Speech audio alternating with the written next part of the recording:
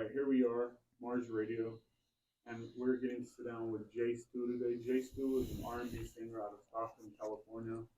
Jay Stu, let the people know a little bit about yourself, what kind of music it is you do, and why you do what you do.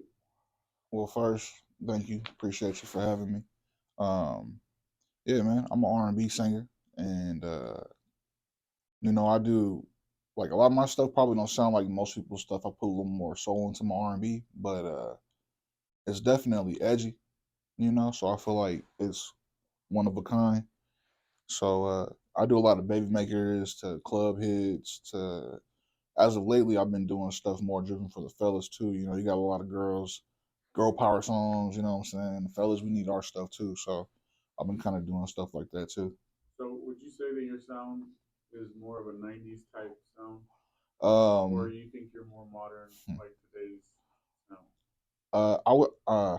That's a good question, but no, I would say I'm more like I feel like I'm kind of like my R&B is kind of it's kind of just sitting on his own in his own lane, his own world. Like it's kind of futuristic, but with hints of like that '90s. And I feel like today, I would say it's modern too, because I feel like my R&B can for sure slap just as hard as the next main big name or whatever. I feel like I'm for sure current with my music, but the sound itself definitely has that '90s. And I say it's futuristic because people haven't really got a chance to tweak on my stuff like I feel it should be tweaked on. That's what I'm saying. Okay. So, since we're on the music right here, let's just keep it here for a moment. And what would you say your strengths are as far as being an R&B artist? Um, when it comes to R&B, you don't have to worry about anything. Like, if you need it written, I'm gonna do that. If you need the harmonies, I could do that. The highs, the lows. You want the sauce? You want it just straight up sharp? Whatever you want.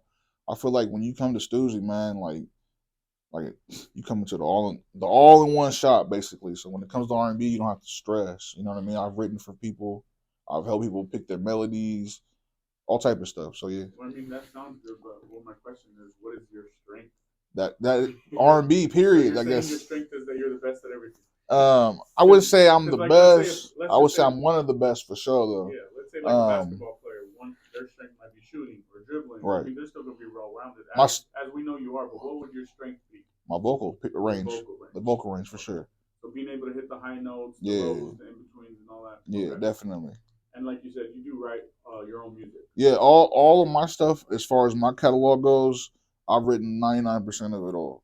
I'm not gonna sit here and lie and say that because even my first album, um, there was a song called "How Good" where the hook wasn't like that until Stalin stepped in and was like, "You should take part of your first verse and put it on the hook and then add these two lines," type of stuff. You know what I mean? Like, Right. so shout out to him. But So rather than seeing that as you're not writing, I see it as a positive because it seems like yeah, you're open to direction, right? Because definitely, a lot of these hits that we hear on the radio and some of our favorite songs, those get made in a group of people, and so you got like five or six heads coming together saying, "Put this over here, turn that, flip that." You know what I mean? yeah, So the fact that you're open minded, I see that as a strength as well. So 99% of everything being written by you is cool, but that 1%, that could be the difference between having a good definitely. song or a hit record. So I think that's cool. Yeah, I know people right now, like people I'm still meeting that actually played that first album and they have favorites on that album, and that song is actually one of their favorites. So Okay. like that's what's crazy, man. You just never know, Okay. honestly. So you brought Jay Allen up a moment ago. Yeah, Let's go ahead and get into that. So you're a part of Livewire Records, right? So facts. how did you get down with Jay Allen? Well, like how I got on, Yeah. basically. All right, so I was going to his barbershop already because I knew one of the barbers that were in there. Shout out Define, that's also how I met yourself, Right. But yeah, D was doing his thing, and I knew Cam before that too. So I was in there going to get my hair cut, and one day him and Cam were like, "What's up, bro? We got this R&B show going. You want to pop out?" And I was like, "Hell yeah!" And they gave me an opportunity that I felt like I'd be a dummy if I missed it. And I'm be honest, I didn't go into the show with intentions of trying to get signed or trying to be a part of a label or anything. I was kind of already doing my little R&B thing, and I went there, performed two songs a cappella with just the hooks on them, and I didn't even know he was there. If I'm being honest with you, I didn't know he was there. I was getting ready to dip. They stopped me talking about he want to talk to me, and so I was like, all right. I didn't know what to expect, so I waited in one of the booths, and he did his thing. And afterwards, I asked to go up, shake his hand, to say I was thankful for being a part of the show. And he just put his arm around me and was like, "Put your number in my phone." And in my head, I'm thinking, maybe he's just drinking, smoking, feeling cool, like maybe he fucked with my shit. I don't know, but I didn't know ands or buts about it. I was like, all right, bet. So I put his number in my phone. He was like, "You got to come to my house Sunday. We got to work. You finna be my secret special." So I was like, all right, bet. And I went to his house 2 days later and did 6 hooks. And two of them that y'all heard for sure, that I know of at least, that's dropped, is Niggas Sound Scared of Me and Game Time. So of those 6 that I did that day, and after that day, it was up from there. Bro wanted me, and that's where I stayed, part of the Familiar. Okay, cool. So that's a pretty elaborate answer. I'm gonna break that down into pieces. Yeah. The first part was, so you took an opportunity to perform, Yes. right? So a lot of these artists don't understand that sometimes, And I paid, by the way. and you paid. Okay, Yeah. so a lot of these artists don't understand that every opportunity is a chance for somebody new to see you. In your case, it just happened to be Jay Stallion. Hell yeah. So would you advise artists to take the opportunities to perform as they come, or do you think it's better for an artist to be selective and say, I don't know if I should perform at this show or that show, or I mean, what is your thought on taking opportunities? Well, I'll put it like this: where I was at, because I was starting from ground zero as an R&B singer. I didn't have, at least on this level, like to be serious and stuff. I feel like until you become somebody, you don't have no right to be picky about nothing. You need to take everything that comes your way, and I'm gonna say 99% of opportunities usually gonna be good opportunities. I just got blessed that I took an R&B show, and he happened to be there. You know what I mean? Because you never know who'll be there. Like Snoop could have been there and been like, "Oh, he cool," but never signed me. You know what I mean? So what you're saying is, if a man is hungry, he shouldn't really be picky about what the meal is. Facts, for Right? sure. At least for a little bit, man, so Right. you get your bearings and figure out what you want to do. Right. Until you figure out what you're allergic to and stuff. Yeah, facts. Okay, so the next part of that was you went up to him, shook his hand. It sounds like you're saying you humbled yourself and just saw him as a Facts. regular person instead of fanning out or Yeah. instead of being too cool to do that. Nah, you never too cool to be thankful, man. Right. I never understood that. That's why I had no problem. Like everybody performed that night, I didn't see nobody go to him and be like, "Hey, bro, thank you so much for letting me be a part of this show." Like I didn't hear nothing of that. I didn't see none of that. I mean, you see people saying, "What's up, Style? How you doing?" Like, and most of the time, 99% of the time, they're trying to take pictures with him. That's why when you go look at my page, you'll see maybe a handful of pictures, if that, because I'm not the type of person like I fuck with Style and Style fuck with me back. So, we know there's love there and shit like that. I feel on my end just because this is my thought, nobody else. Like, I don't have to glorify it. You feel what I'm saying? I post what I need to post. So, Right. but yeah. And then the next part of that was the part where you said he told you to come to a studio to work, and you were okay with that. Hell yeah. Sometimes people walk into situations with expectations. What made you just walk into there and be willing to work rather than asking for a deal or asking what are you going to work on or how much you're going to get paid or what does this mean? Why did you just go into that situation with an open mentality, just willing to work? Well, to keep it a buck with you, I had called my cousin, Setibo, and the night of, and I told him what happened. And I mean, like I was already 95% in there. He's just like, look, man, just remember, blah blah blah. Stuff like that is keeping me grounded rather than pushing me up to expect a million and one things. Which I had, like I said, zero expectations going into the show. So all I knew was that I needed to take advantage of the opportunity that I was blessed with, and not fuck up. You know what I mean? Like not mess up. He asked for me to come work. Who gonna say no? Right. So So you start working with Stalin. He puts you on his album. What is it, 2 songs, right?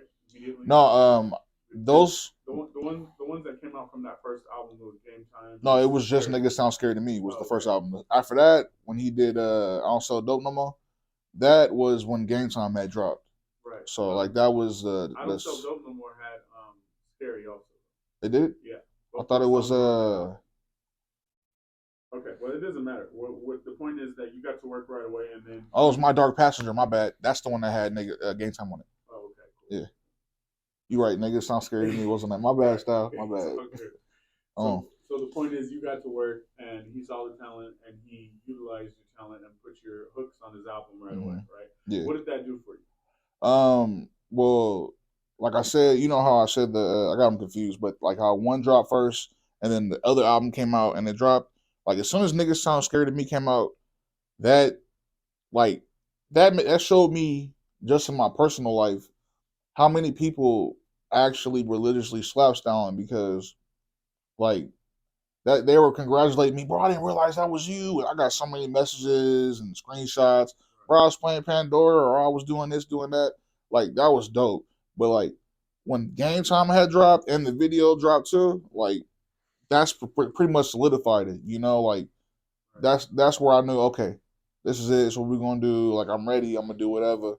Like I just that Okay, was it. so um, you get on the Stalin album. You're on a couple of records on a couple of different albums. Mm, How do you use that to to build on what you already were working on, right. rather than, like I said, expecting to sign a deal, get a big signing bonus, go on tour with Gucci Mane? How do you use that opportunity to be on a couple of songs from a Bay Area legend? What are the next steps for Jay Stu after those songs come out for you to advance your career? Because some people might just sit around and wait. Well, I'll be honest. I did some waiting for sure at one point in my career, but like I just felt like because I wasn't the only singer at the time, there was another singer as well. But I felt like because if we did an album or we did any features for Stalin, it would be like 6 for him, 1 or 2 for me on the album, right? So when I did my 1 or 2, I knew that every time I hit the mic, it for me it was life or death. Like it had to be hit it, do it right, and then Right, some. I understand that, but what I'm saying is, what I'm trying to let the people know is, right after you got on those songs, I remember because I was around. I remember that you just started going to work. You started going to studio sessions. Oh I yeah, know you. I yeah, know yeah. you People got were in there calling with me back to you back, got in man. there with the mechanics, Velion. You Yeah. started working with the squad and everything. So once you saw what could happen with the hard work, if I remember correctly, you took it into another gear and started working harder. Why was that so important to you? Well, like I was saying with the other singer, like I feel like when I came on for the team, I was just really trying to play my position and then show that I could do more.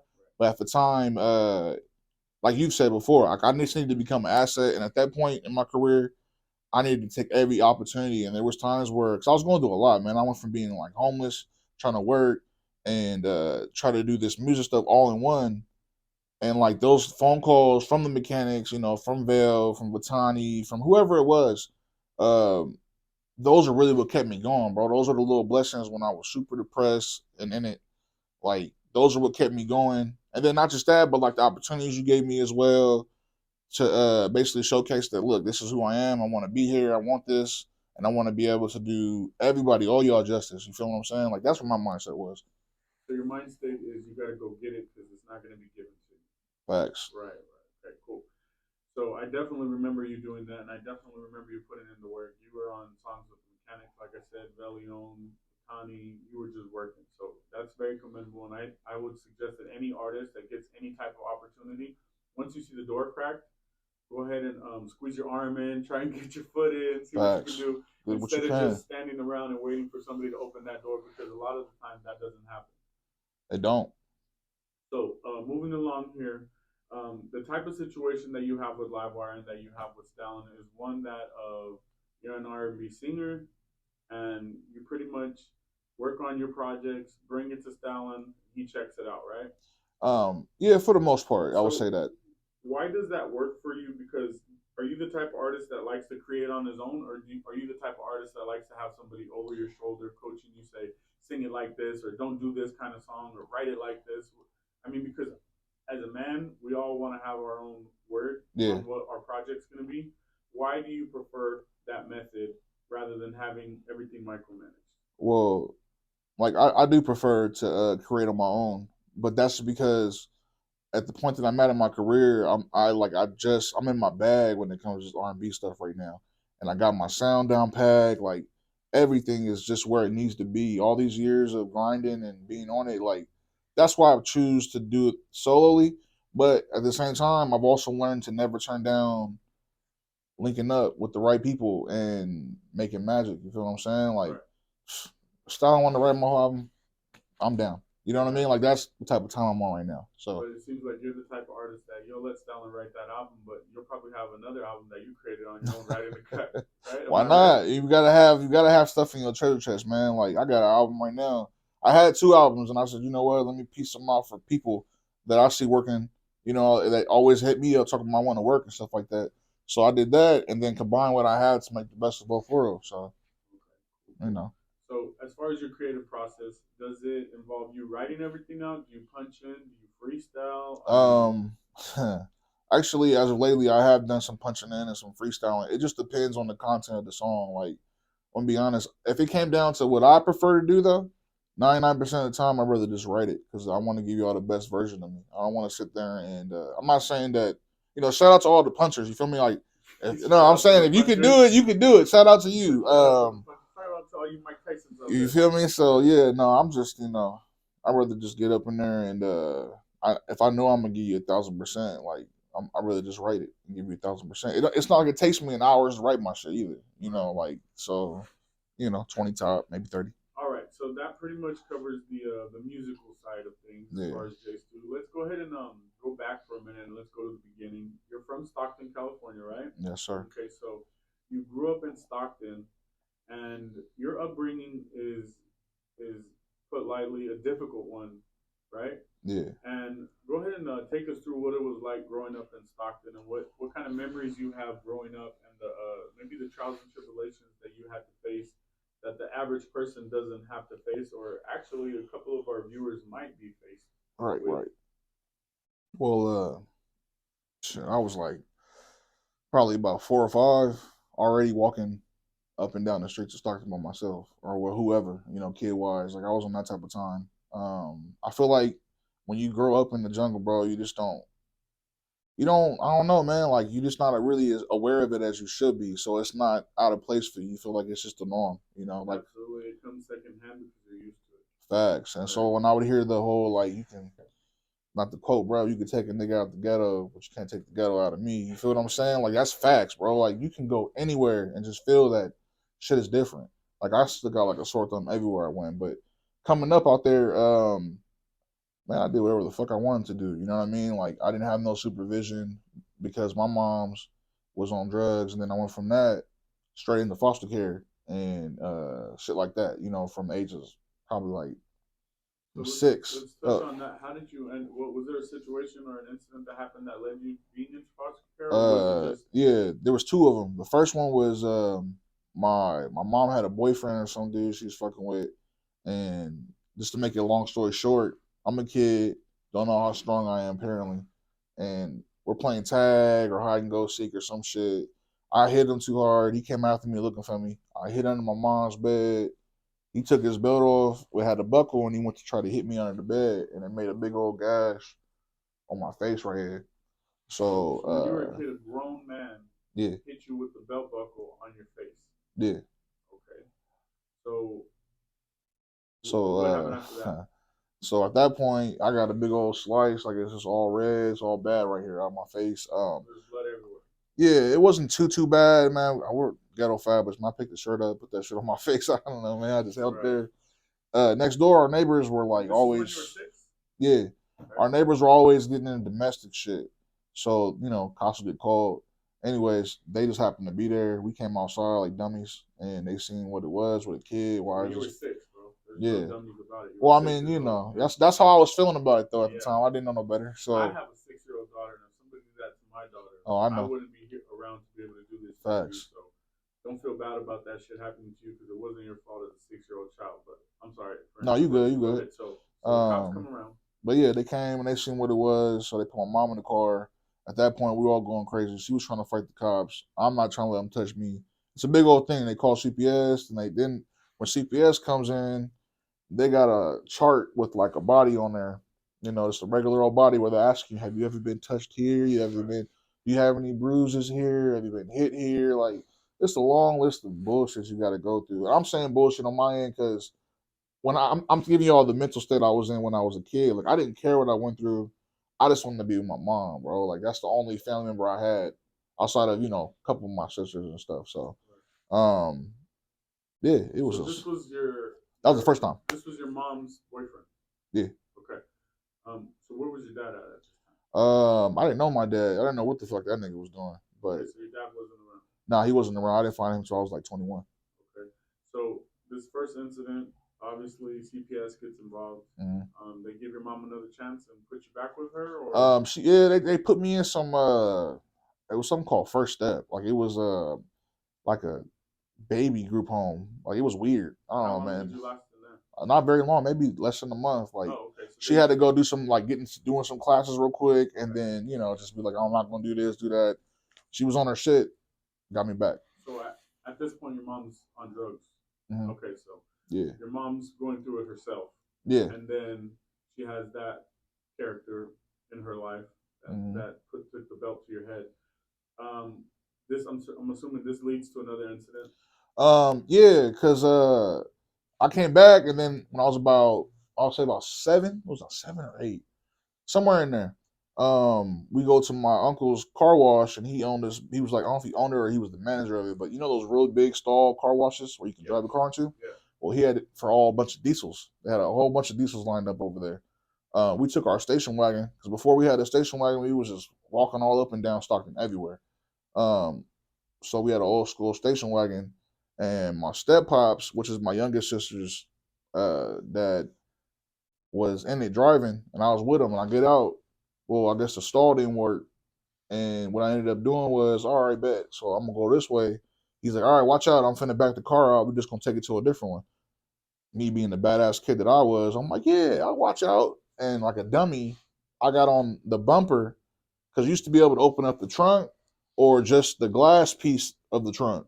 Well, I opened the glass piece, snuck my fingers in there, and I'm thinking, I'm finna scare him or something. And so he's backing up, he hits the gas a little fast, and he stops. I fall off, and he starts going up more. And the car starts kind of coming over me. My hand gets stuck in something. And at this point, I'm trying to get out of there, wiggle out of there. I'm not going nowhere. It had my hand stuck, and my hand is going up like this the whole time. And so as my arm's breaking, basically it broke. In the car, I'm hitting my face. On the bottom of the car, I'm screaming his name, screaming my mom's government, trying to get him to come out. Eventually, she gets him. She comes out, tells him to go forward. My arm comes out, boom, lands on the ground. I look at my arm. I'm like, oh shit, it's ripped off. Like I can't feel it. Like, and when I try to move it, it hurts so bad I can't move it. You got ran over by the car? Yeah, I got dragged and ran over. So I was like on the back of my head under the car. How old were you? About 7. You were still 6 or 7? Yeah, I was about 7, maybe 7.5, right there. Okay, yeah. And this is your uncle? No, this was my sister's step pop. This the other dude. So it was the boyfriend, and then after that was my youngest sister's dad was the one that was around. Oh, okay. So he was the one that introduced her to all kind of other drugs and bad habits and shit like that. But so another man around your mom. Yeah. So you just didn't have good luck with men. That's why I was a grown up since like 6 or 7. I had to be the one making food or washing dishes or catching fades. Is that when you were removed from the house? Yeah, that when my arm got spit out, my uncle hopped on me screaming and shit, like, shaking me, are you okay? Obviously I'm not. I'm sitting there bloody, arms all mangled. 7 and my arms ripped off. Come on. So they ended up calling the ambulance. This is how I got taken. They called the ambulance. So there was reporters there. People was taking pictures and shit. This is back when the newspaper was a little more popping than what it is now. So they had threw my article in the paper. And when they had me in the ambulance taking me down there is when I guess they must have just, hey, the fuck was going on? What happened? I'm sure if somebody got drug tested along the way because when I was in the hospital for a while, so I couldn't walk. Like I lost so much blood, I was hella weak, and they ended up taking me from that hospital, which was in Stockton. Well, yeah, we'll say Stockton. It's a little piece of it. It's Mary Graham Hall area. So back before they had a whole bunch of new buildings that are over there, I was over there back when it was just this real big orphanage, another one, and then they had the hospital. So I was at the hospital. They took me from the hospital to the little orphanage. So basically, it's just me and like 50, 60, I don't even know, other dudes in this place that looks like fucking Harry Potter land or some shit. I don't know, but it was crazy, man. So that's when I got. That was the second time. Then that put me in a whole string of going from foster homes to all type of shit. So you never went back with your mom after that? Uh, mm-mm. I didn't go back to her. I remember them coming to me one day and they was telling me it had to be like fifth grade, fourth grade or fifth grade. They were telling me how she lost all the rights to me. At that point, she went MIA. So So she was still lost? yeah, no, she was gone. Like nobody knew where the fuck she went. You know, word around Stockton, she got shot, killed, a whole bunch of shit. So she was going through her own trials and tribulations and disappeared off the map. Meanwhile, I'm just doing what I got to do. So you didn't have any other family that was Mm-mm. able to take you, uncles, aunts, anybody? Nah, man, I didn't find out until I was 21 through like one of my uncles on my dad's side. That I guess when that accident happened when I was a kid, they called him somehow. They got a hold of him and called him and asked if he would like to take me. He said no. So Well, that sounds pretty horrible for somebody to have to go yeah, through. I'm really sorry that happened to you, but I'm glad that you were able to fight through it and yeah. become a stronger man because of it. So shout out to you for being tough enough to go through that. So you get into your teenage years. In your teenage years, you're still in the system. Oh yeah, that's where shit changed though for me. I went from being in foster homes to group homes. Group homes. Yeah, And that's just baby prisons. You know, baby yes. little baby jails. Like that's kind of how I feel. And how was that? How would you say that growing up in group homes and systems like Um, that? How do you think that molded you to be the person that you grew up to be? well, I feel like I think super different than most people because I had to I had to be on my toes Well, I as a mean, going through kid. that, you'd have more trust issues than Drake. Facts. And I really don't throw it past about 99% of people for what they do. So I expect it a lot of times, you know, and I see it coming from a mile away type shit. But yeah, man, it just makes you think like 20 steps ahead of everybody in every situation. You know, and you gotta think about like the if I do this, this is what's gonna happen on both ends and how it's gonna trickle off, and then that's what's gonna happen. Like that's how my brain works all the time with everybody. So yeah, it just man, this shit just turns you into. I mean, it ain't the military, but it gives you a mindset like you know how they mold you into something. That's like what the streets do for you, and being in situations like that, it really just molds you as a person. Like, and so either you're gonna, I feel like either you come out that bitch successful, or you just self destruct straight up. Like there ain't no in between. Like I didn't met hella motherfuckers that was making car bombs, put it under their foster parents' cars, you know, because they're just mad at the world, like all type of stupid shit. Do you find it hard nowadays, or maybe earlier? I don't know if you grew out of it, but was there ever a time where you found it hard to trust people because you always thought they had an ulterior motive? Man, that was me most of my life, honestly. I mean, now as an adult, it's different. But I mean, I'm gonna say as a child, you know, under 18, hell yeah, the whole Definitely. time. And probably, I mean, it's sad to say, probably you probably weren't wrong most of the time, right? Hell Because no. the world is pretty crazy and can be pretty cutthroat. Yeah, I was on that. How you gonna tell me how to feel if you ain't never been through it? Like how you? Exactly. That's the type of motive and time I was on. Straight up, I wasn't playing none of them type of games. So You still I have that just mentality today? yes and no. I mean, I like today. I feel like because like I said, as an adult, you gotta understand something, man. Like that's where life got super serious. When I was a kid, I did whatever the fuck I wanted to do and fucked it all off because I knew I was gonna have so many chances in this area, or I know I would at least get the opportunity to grow up, you know, and do what I had to do. And as an adult, man, everything got super real. So hell no. Like I feel like as an adult, I would never like I try my hardest not to let my emotions act before I think. Put it that way. And That's a very smart way of looking I at was it. opposite as a youngin. I didn't give a fuck, like, because I had no reason to give a fuck. I had a chip on my shoulder, and that's where it came from. Like, and everybody want to do the little joking and roasting. Oh, at least I got a mom or I got a dad. Like, that's automatic ass beating. Like, I didn't care. I was So, just about to say, so I didn't care. You know, I they're was catching catching phase. phase all the time. Yeah. So, but no, now man, I think about all that shit. I got a son, bro. I gotta, you know, what I mean, I gotta set the That's what I example. wanted to get into. So, how did your upbringing affect you when it comes to you being a father? Um, the only thing that I feel like it affected was I didn't have I didn't have a cheat sheet of how to be a dad. Like I didn't have a role model to be like, oh, okay, that's right. When I was doing this, I have to nah, man. Like I had to get it out the mud, bro. Like I had to just all the people I was around and just the upbringing and shit that I was used to growing up. You know, not you don't put your elbows on the table, no smacking, get out of grown folks' conversations. Like, bro, all that shit I just applied to my son, but I be realistic about it. That's the only difference.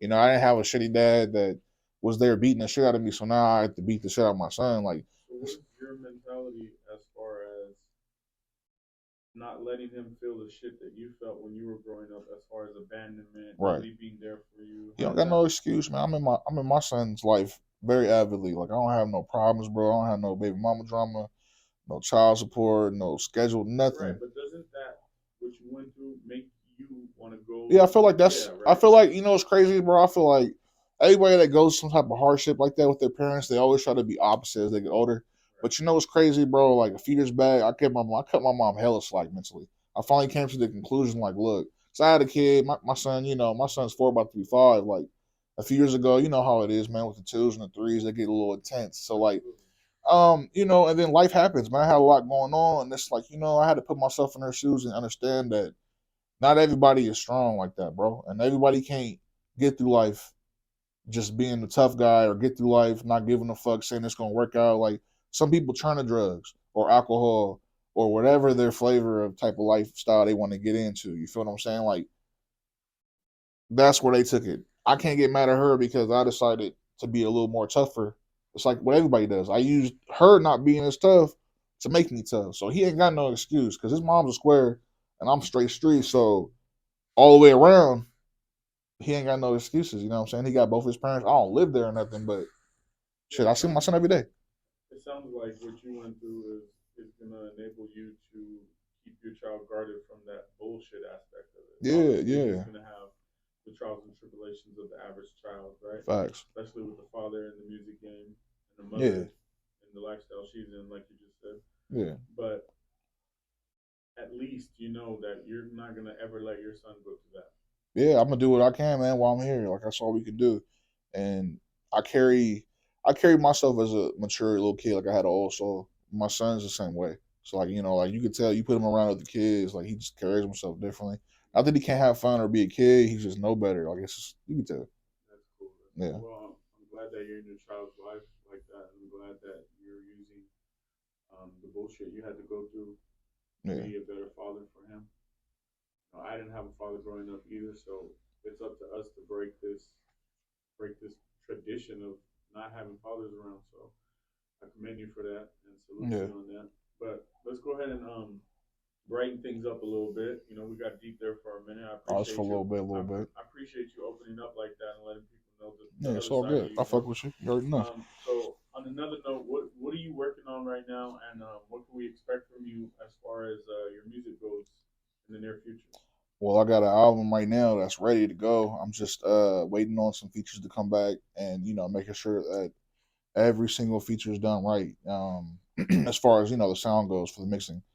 That's pretty much it on that. And that's a nice, beautiful, thick project for everybody too. But outside of that, this year I'm planning on doing a couple EPs that are outside my genre.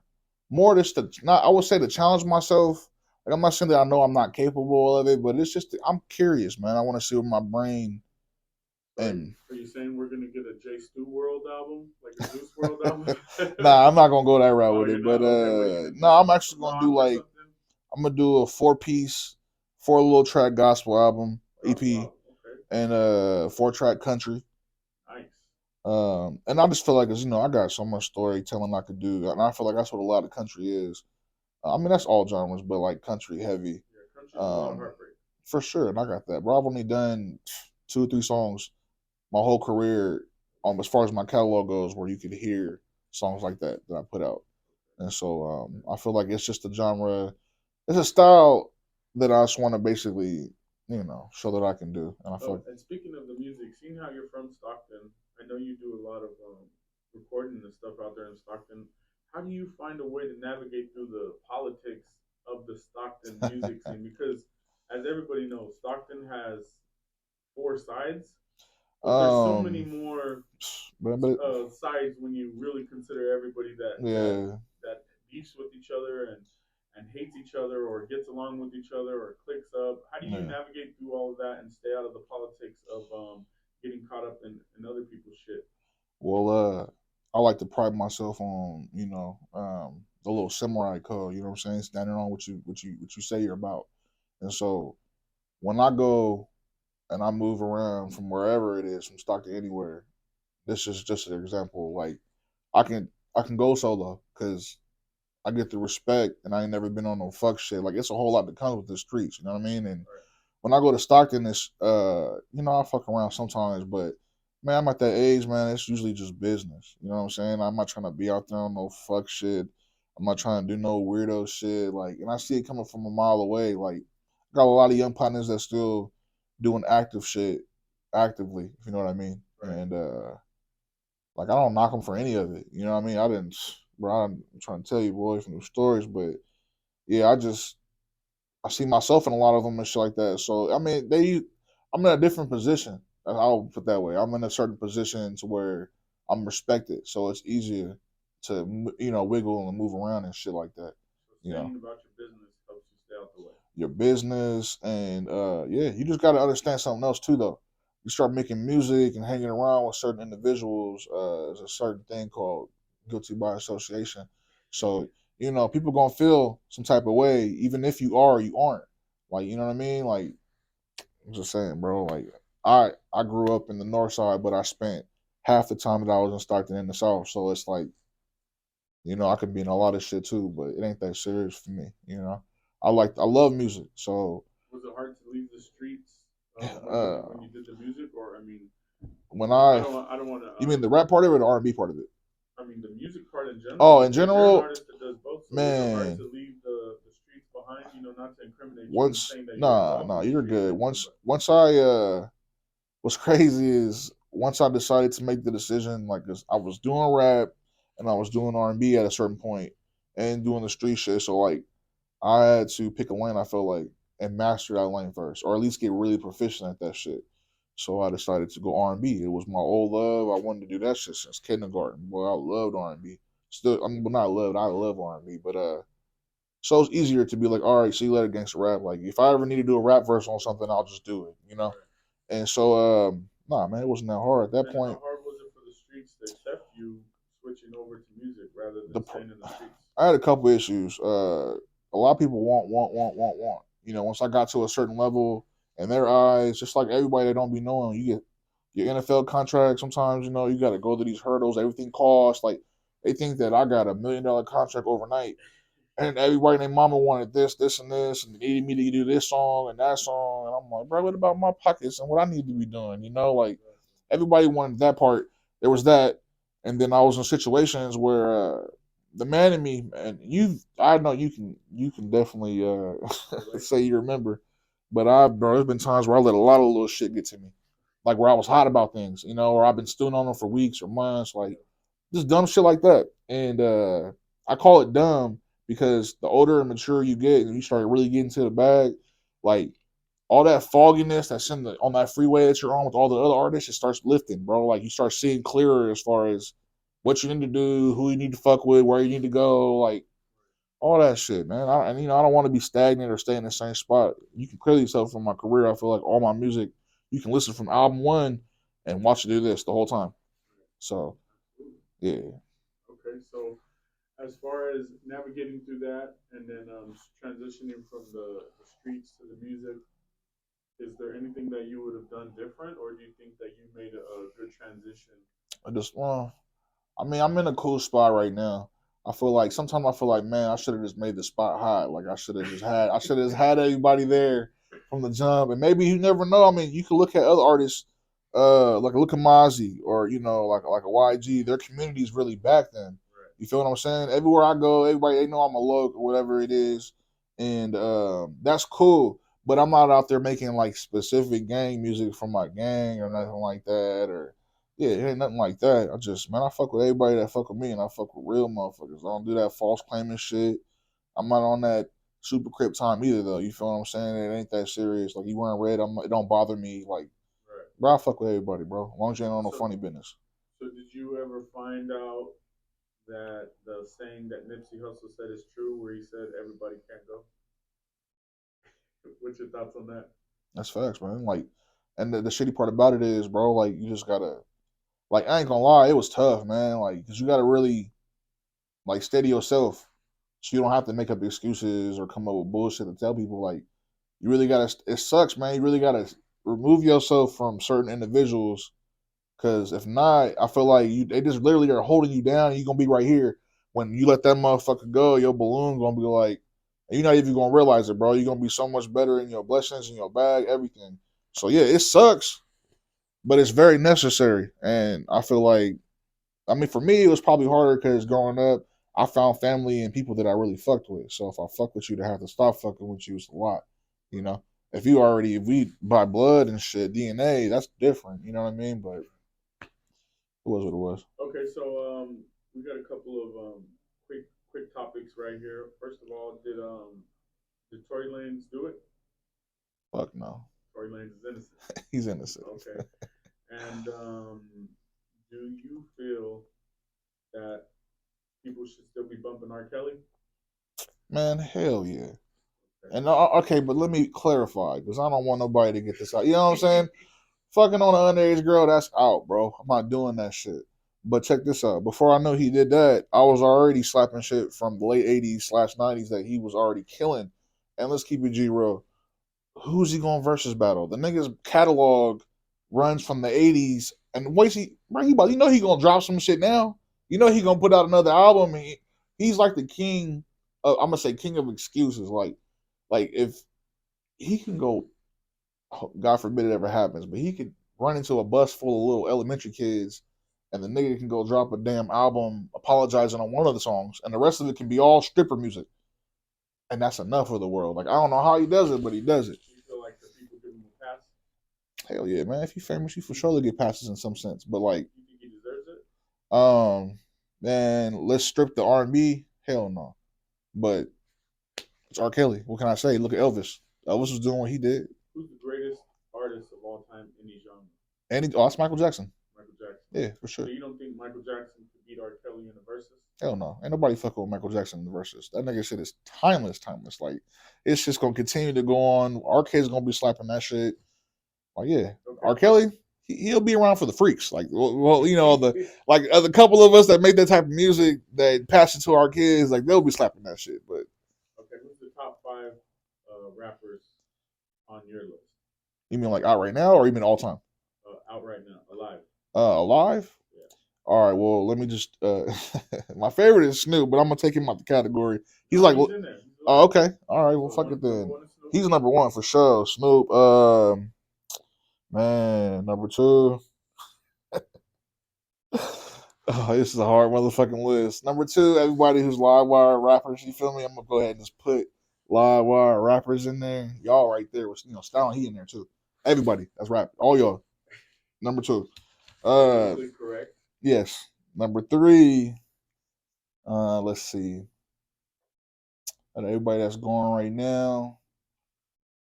Oh, no. I want them. This is hard now. You know, this is supposed to be a quick answer. It ain't as easy as R&B shit for me because I know where I'm like real particular over there. Shit. So we got Snoop, the whole Livewire Cam Style included, and the last 3. Let's go with Nipsey, and after Nipsey, let's go with. See, I fuck with it. I fuck with the baby style, and I would put him on there. Who's that? The baby. Okay. But I mean, I ain't really heard nothing lately. You feel what I'm saying? So I'll say that. Let's just throw E40 on there and see. Right, I'm not saying that I don't fuck with other artists. This is just my legendary list. This is your list. Okay, so let's do the top 5 R&B singers for you that are alive. That are alive right now? Yeah. Shit, Jay Stu. Big Stoozy, Jay, Stu, and no, I'm just kidding. For facts, man. Nah, okay, I'll take myself off the list. But singers, I fuck with Jane Hancock, tough. She's dope. From Death Row, yeah. Shout out to them. Who else we talking about here? Put R. Kelly on there? I ain't heard nothing as of lately, bro. He's alive though. That's facts, but he ain't on that list. Tank, you can go on that list because Tank's been. I respect the longevity. Okay. You know what I mean? Tank and James Hancock. Yes. Jamie Foxx is my favorite singer all the time, but he on there. Jamie Foxx. Might also throw Usher on there too. Usher. Fuck it, throw Chris Brown on there too. Chris Brown. Hey, that's not a bad list. Hell yeah. That's not a bad But you list. see how it went from the rap. Bro, I fuck with every rapper, but like a couple songs here and there. Like these niggas, I fuck with their whole catalog. What's the song that came out in the last year or recently that you heard that was fire that you wish you would have had a verse or a hook on? Oh man. Oh shit. Anybody? I would say anything that I'm gonna be real with you. Like it's not that I wouldn't say there was a particular song, but I would have loved to be on one of maybe Raven Justice's tracks or maybe Derek King, like somebody that I feel like, see, I'm right here, and I feel like these niggas have got over this certain particular threshold that a lot of us are, singers are at. So like, I feel like that would, I mean, I'm holding this shit down, bro. I just need the opportunity. You feel what I'm saying? And I fuck with their music, so it's like any of them would have been cool. Adrian Marcel shit would have been dope to hop on. Cause I think he got a whole plethora of songs, bro. I hop on any of them bitches for sure. Okay. All right. Cool. So we're gonna end it the way that we ended. Oh, real quick, what's your favorite podcast? This one right here. Mars Radio. Mars Radio. Cool. Outside of Mars Radio, what would be your favorite podcast? Outside of Mars Radio, shout out to B Mogul. You don't watch none of the big dogs? Oh, you mean on the bigger? I'm sticking from what I've been on. But big dog wise, man, shout out to I would love to be on No Jumper, bro. Straight up. Okay. Hell yeah. No Jumper, that should be so saucy. Of course we fuck with Vlad, but I feel like Vlad he just want people that already been established, already got the juicy, you know what I'm talking about? Like he'd be like, yeah, so tell me about how you chopped up that baby and put it in the trunk. Yeah, niggas be looking at behind you and you were shooting at him, and then man, the cops was behind me, bro. That was my cousin. That's how they be on there talking, giving up all the facts. But yeah, no, I really, bro, I would really love to be on App 22. We're gonna end it like we ended. This right here is a Mars Radio exclusive. Come on with it. So you blow trees, right? I do. All right. So seeing how you blow trees, we're gonna see how long. Nobody with the weed blower, bro. Bring it. Ready. Think you can handle it? Yes, sir. Dean Kane, sir. Right, let's do it. Here we go. Yes, sir. Let me get this lit. Oh yeah. It's like a nice hip facial.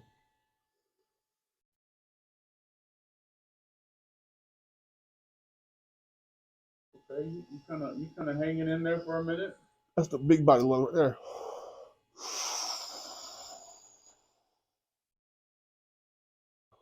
You feel good? Oh yeah. Got these lungs on me, buddy boy. Yeah. So this is something that is difficult for you. Like, not really use blessed with the lungs God gave me. So Big Stu smoke. That I do.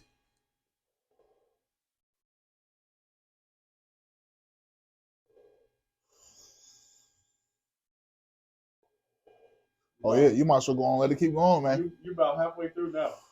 Oh, we doing the whole bucket? All right. You good? You ain't saying nothing but a word. You feel good? Hell yeah.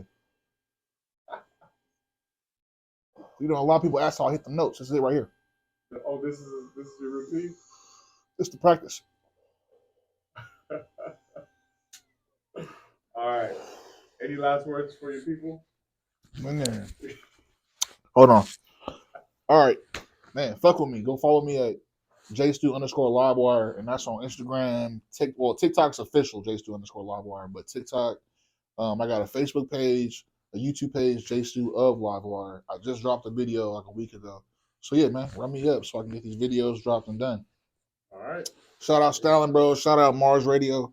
Shout out Curse. Shout out God. You feel me? J Stu, this is Mars Radio, and we out. Yes, sir.